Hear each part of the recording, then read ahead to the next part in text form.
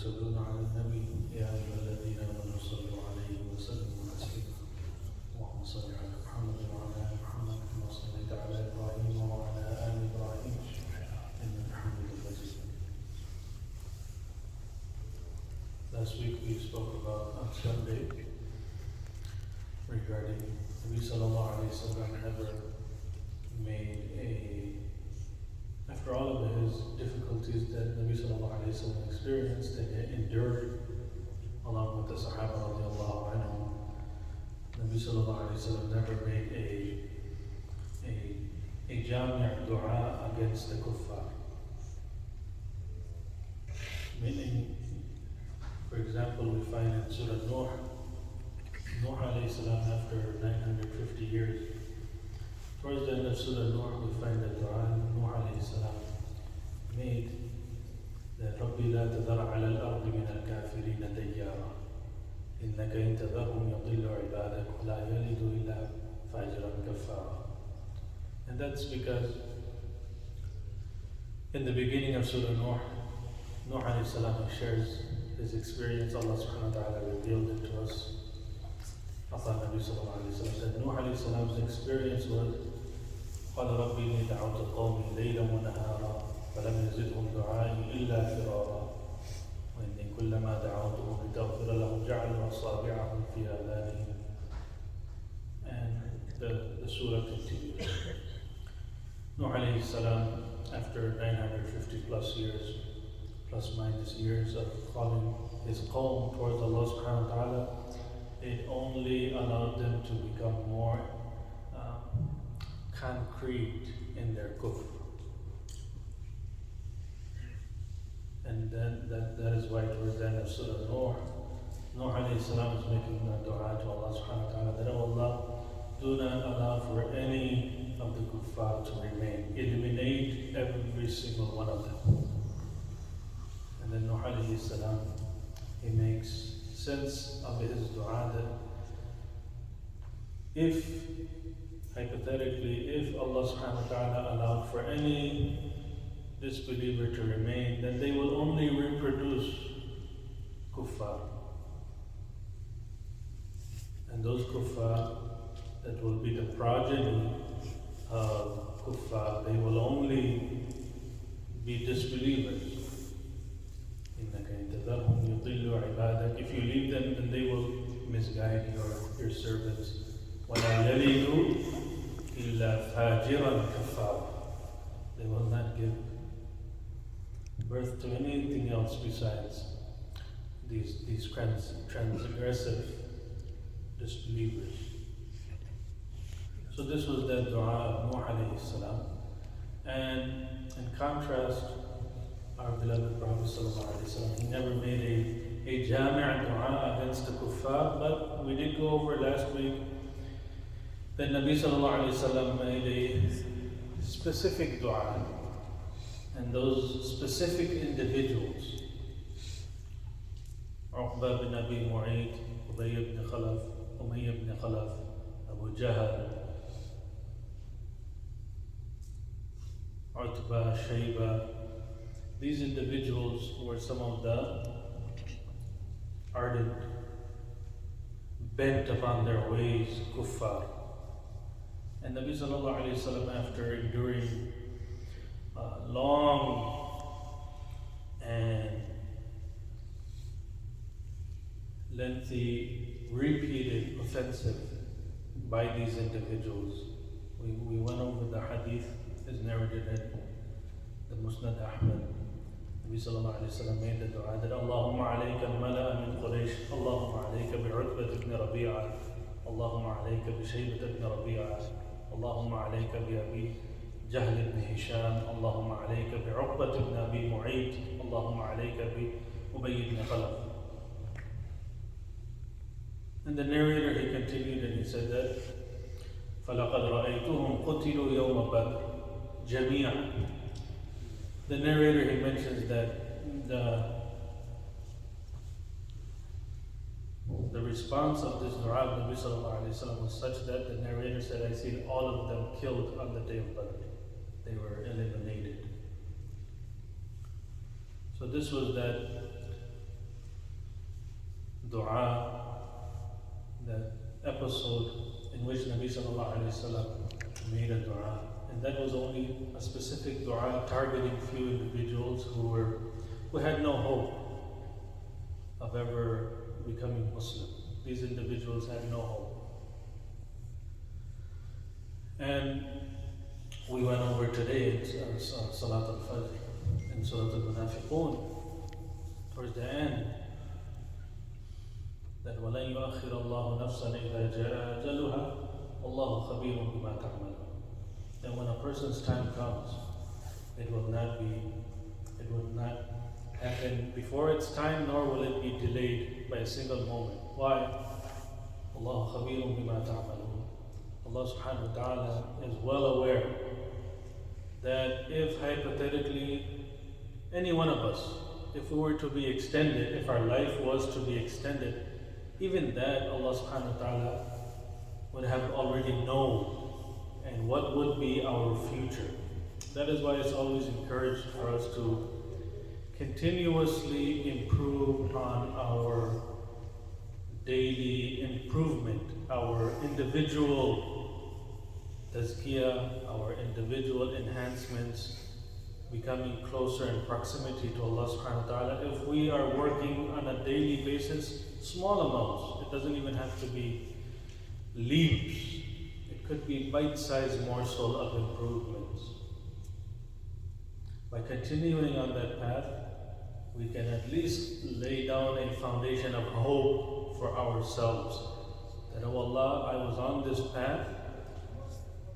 And the hadith mentions, كُلُّ مُيَسِّرٍ يُيَسِّرَ لَهُ, meaning that every single one of us, even before our birth, Allah subhanahu wa ta'ala already, it was written for us to be from amongst, inshallah, we hope, Ashab al-Jannah.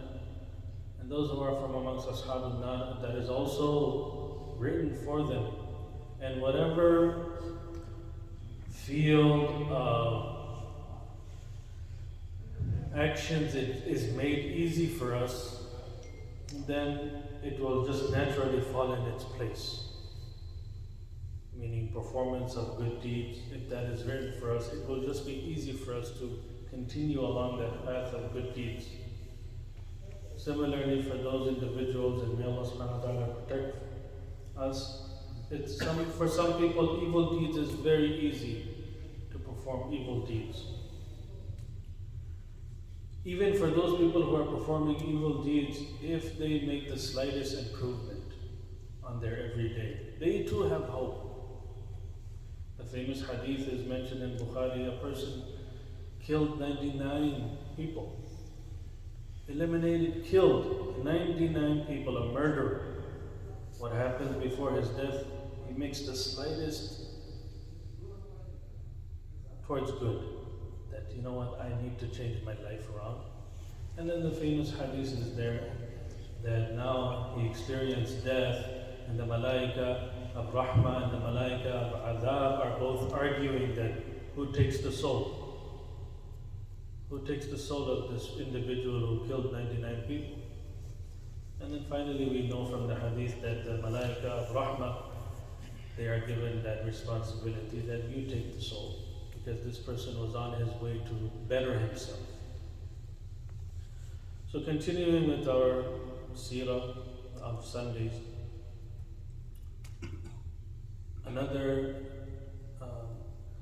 and Sundays we dedicated towards listening to the difficulties that Nabi sallallahu alaihi wasallam endured and went through in his life. Very briefly, we can never forget the boycott of the Quraysh against the Messenger of Allah sallallahu alaihi wasallam and his people, along with the Muslims.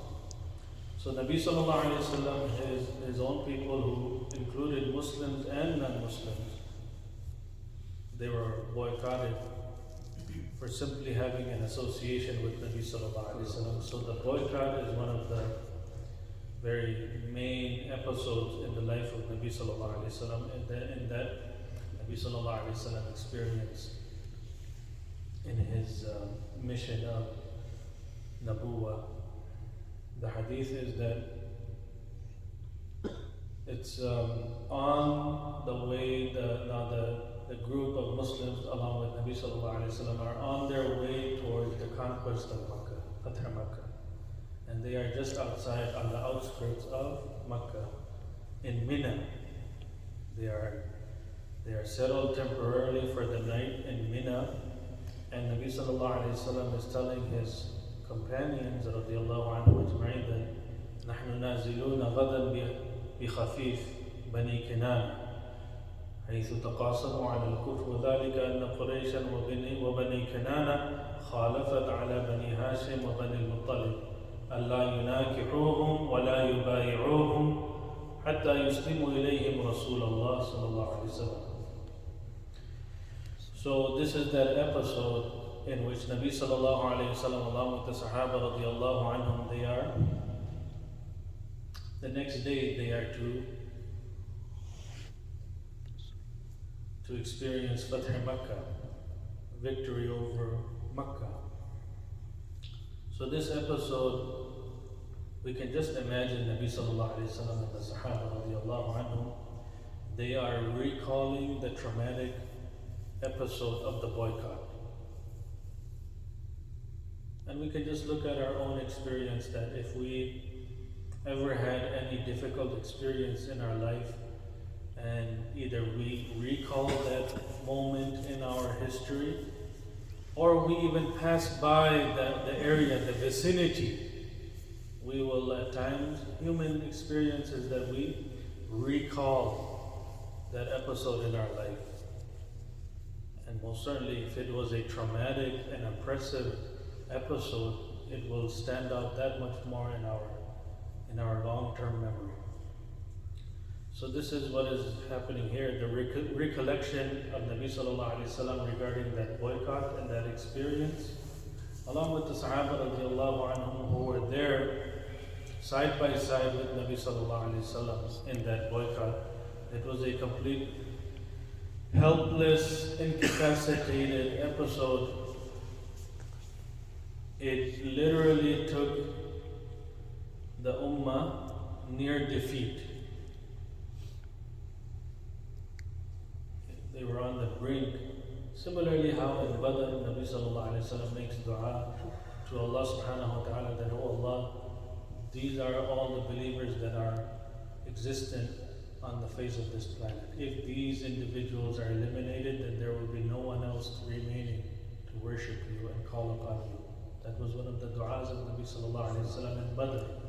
So that was also an episode that on the brink of eliminating the Ummah. Similarly, the boycott, it was the near defeat of the Ummah. Long hours. We cannot even bear a single day. May Allah subhanahu wa ta'ala protect us. We can see in our modern times how, of course, the Ummah is going through many trials and tribulations, but at times we cannot even bear and endure a 24-hour period, 48-hour period, 72-hour period of challenges. Imagine year upon year upon year, not even knowing when it will end. When will this boycott end? In fact, the boycott was so severe that some of the kuffar who were the signatories of the article of boycott, they demonstrated pity and sympathy. That let's just end it. There's no good coming out of this.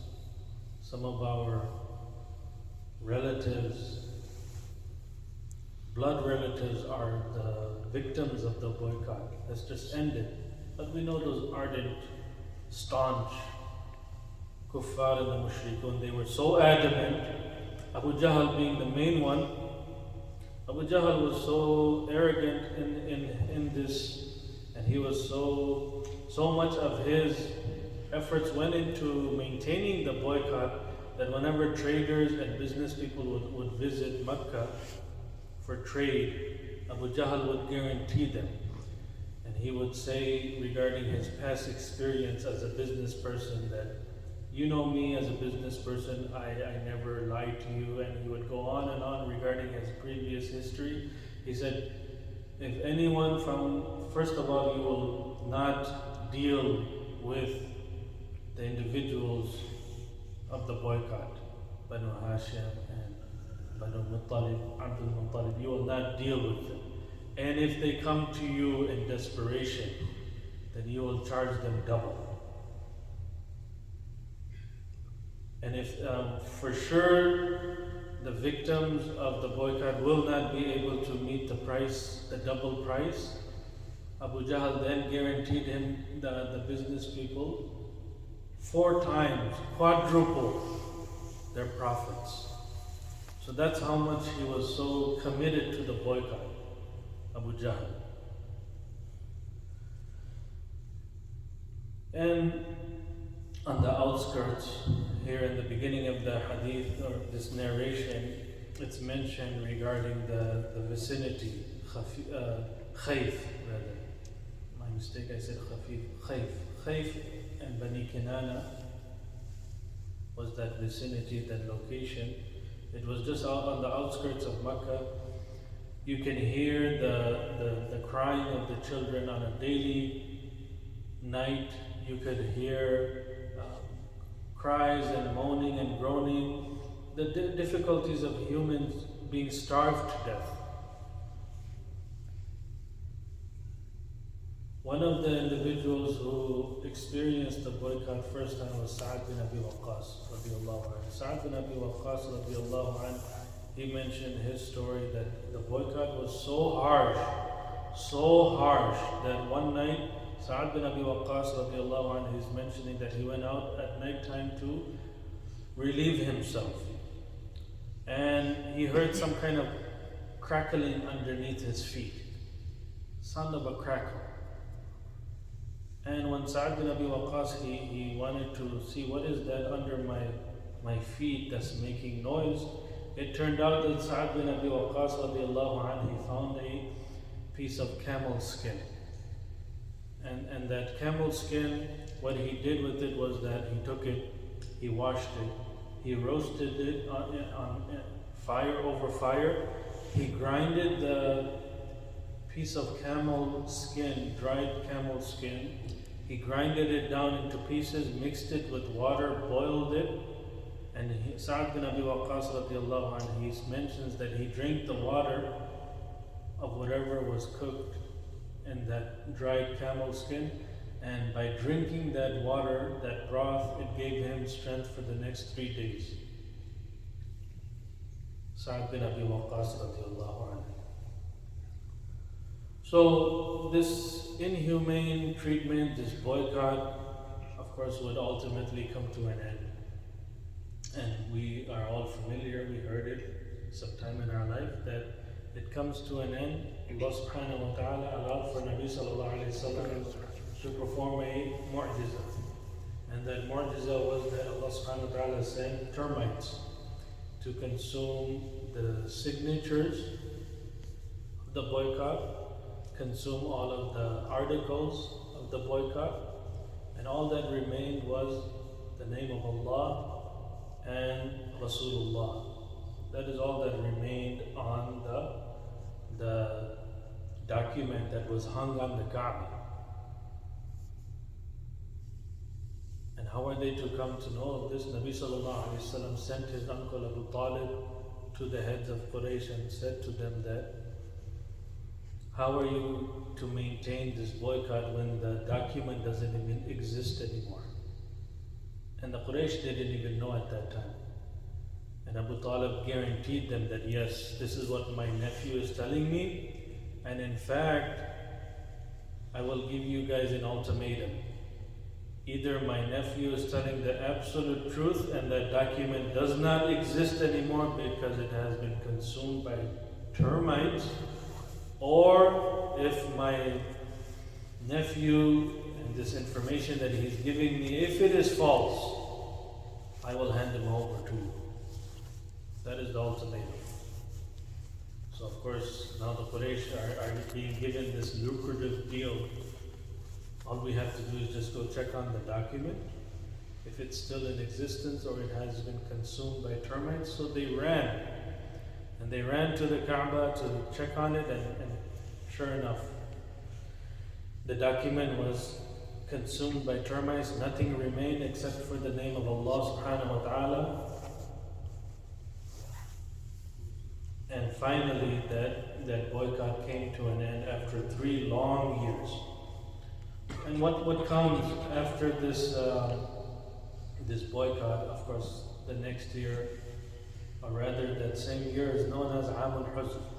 Am al-Huzn, the year of sorrow and grief, was that because of these 3 long years and the difficulties and challenges, even a healthy individual would go through, but would bring them near collapse, near their death. And this very year after the boycott, Nabi sallallahu alayhi wasallam loses his 2 most confident confidants, his uncle Abu Talib and his beloved wife, our mother Khadija radiallahu anha. So this was that episode of the boycott and what Nabi sallallahu alayhi wasallam along with the Sahaba radiallahu anhum experienced the 3 years of the boycott. And in conclusion, whenever we feel that we are being tested or tried, these episodes give us strength. That if the best of mankind, our beloved Prophet ﷺ, and the group of the companions, radiallahu anhum, if these individuals who are giants, who are our pillars of hope that we look to in their experience, if this doesn't give us any strength, then we are not truly appreciating what they went through. So these types of stories and reminders at times make our challenges of life look like nothing, small hiccups. What Nabi sallallahu alayhi wa sallam went through. So let us always revisit these episodes and stories, and inshallah we will be able to easily get through and over our challenges and our hurdles in life. Allah subhanahu wa ta'ala gave confidence to Nabi sallallahu alayhi wa sallam regarding his experience in the previous Anbiya, that وَكُلًّا نَقُصُّ عَلَيْكَ مِنْ أَنْبَاءِ الرُّسُلِ مَا نُثَبِّتُ بِهِ فُؤَادَكَ. Nabi sallallahu alayhi wa sallam was reminded that Allah subhanahu wa ta'ala said to him sallallahu alayhi wa sallam in Revelation that I share with you the stories of the prophets of the past so that it will allow for you to become more grounded and steadfast in your efforts. Similarly, for the believers, Allah subhanahu wa ta'ala says to us that أَحَسِبَ النَّاسُ أَن يُتْرَكُوا أَن يَقُولُوا آمَنَّا وَهُمْ لَا يُفْتَنُونَ وَلَقَدْ فَتَنَّا الَّذِينَ مِنْ قَبْلِهِمْ فَلَيَعْلَمَنَّ اللَّهُ الَّذِينَ صَدَقُوا وَلَيَعْلَمَنَّ الْكَاذِبِينَ.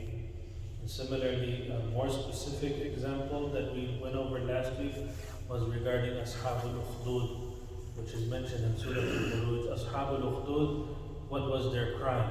It was nothing except that وَمَا نَقَمُوا مِنْهُمْ إِلَّا أَن يُؤْمِنُوا بِاللَّهِ. Their only crime was that they believed in Allah.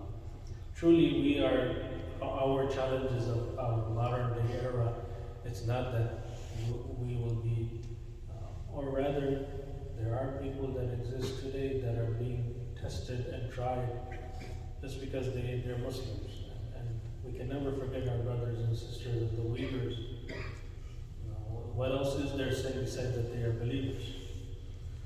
It doesn't matter what type of propaganda the countries are playing, we know for a fact that their only crime is that they are believers. So we have modern day Ashab al-Ukhdud amongst us.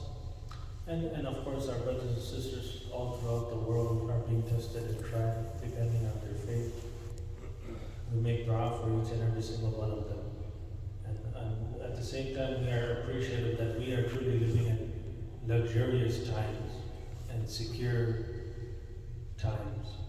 So let us always make shukr and never be ungrateful, and let us make dua for our brothers and sisters throughout the world that may Allah subhanahu wa ta'ala ease their difficulties. Wa akhir da'wana alhamdulillahi rabbil alamin.